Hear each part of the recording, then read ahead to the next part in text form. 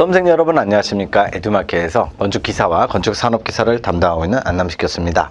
이번 시간은 2018년도 건축산업기사 필기 제1회 기출문제 중에 61번부터 100번까지 건축설비, 건축법규 두 과목에 대해서 40문제 문제풀이를 해보도록 하겠습니다. 먼저 61번 건축설비 문제입니다.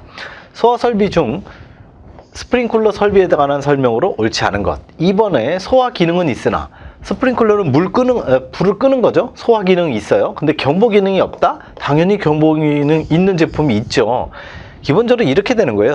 이 스프링클러라는 게 우리 개방식이 있고 폐쇄식이 있는데 폐쇄식이 더 많죠. 그래서 금속편이 꽉 막고 있다가 화재가 일어나기 시작하면 기본적으로 우리가 상온에서는 보통 한 25도에서 30도 정도인데 화재가 일어나면 이게 뭐 600도, 700도까지 올라가니까 쭉 올라가다가 72도가 딱 되는 순간 금속이 녹습니다. 금속이 녹으면서 막혀있던 걸 쫙 문이 열리면서 물이 쫙 분사돼서 나오는 거. 그러면서 삥삥삥 하고 경보를 울리는 것도 있죠. 당연히 있기 때문에 요거는 아예 없다라고 한 2번이 틀린 정답이 됩니다.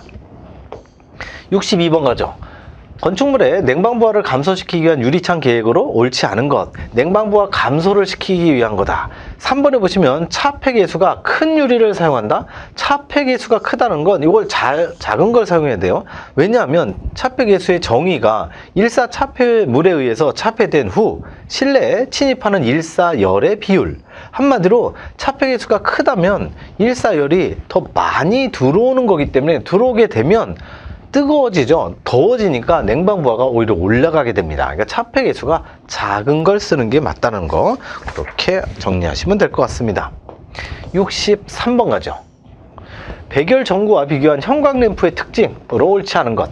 4번 보시면 또 틀린 보기도 동일하게 나옵니다. 전압의 변동에 대하여 광석 변동 굉장히 작습니다. 오히려 백열 전구가 훨씬 더 크고 형광램프가 더 작은 특징이 있는 거죠. 틀린 보기도 계속 동일하게 나오고 있습니다. 64번 냉각탑을 설치하는 주된 목적. 이거 4번에 냉동기의 응축열 제거죠. 응축열을 제거하기 위해서. 응축열이라는 게 뭐냐면 기본적으로 이게 기체가 있는데 굉장히 이 높은 온도의 기체가 액체로 바뀌면서 열이 나오게 되죠. 그 열이 이 냉각탑이나 냉장고도 마찬가지예요. 여러분들 집안에 있는 냉장고에 안에는 뭐 당연히 일반 냉장고는 굉장히 시원하고 냉동고는 영하고 막 이렇게 엄청나게 낮은 온도가 되는데 결국에 냉장고 뒤편을 보시면 뜨끈뜨끈합니다.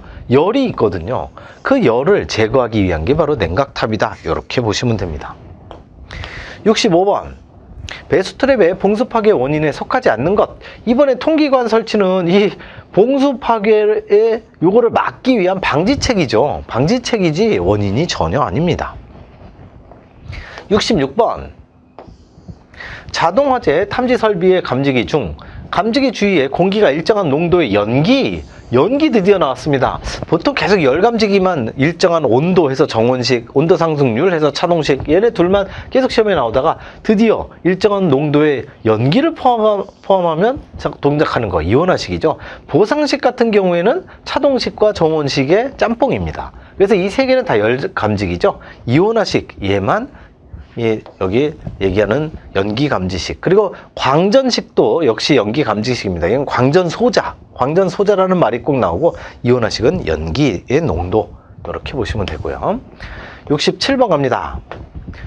지름이 주어져 있고 유량의 속도가 유량이 주어져 있어요. 이때 유속을 계산해 주세요. Q는 A 곱하기 V입니다. 요거를 정확하게 알고 계시고 여기서 유속 V는 A분의 Q죠. A가 지금 요 지름이 100mm로 주어졌으니까 4분의 파이 D 제곱. 그런데 이게 다 메타세크죠. 메타 퍼 세크로 돼 있으니까 메타와 세크로 전부 통일합니다.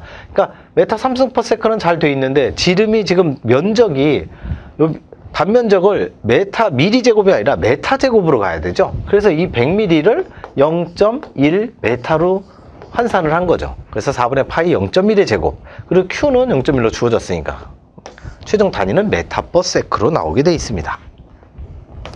68번 갑니다. 루프 통기의 효과를 높이는 역할, 루프 통기관의 효과를 높이는 역할 플러스 배수 통기 양 계통 간의 공기 유통을 원활하게 하게 한 거. 이게 도피 통기관입니다. 도피통기관의 정의. 각계통기관 하면 항상 트램마다라는 네 글자가 나오고요. 수변통기관, 보통 습통기관이라고도 얘기하는데 이거는 배수와 통기를 겸용하는 거. 공용통기관은 또 따로 정의가 있고요. 69번 갑니다. 옥내서전 설비에 관한 설명으로 옳은 것. 와, 이게 지금 굉장히 기네요. 자, 요 보기는요, 제가 처음 보니까 1, 2, 3, 4번 다 좋습니다. 이거 전부 다 보셔야 돼요.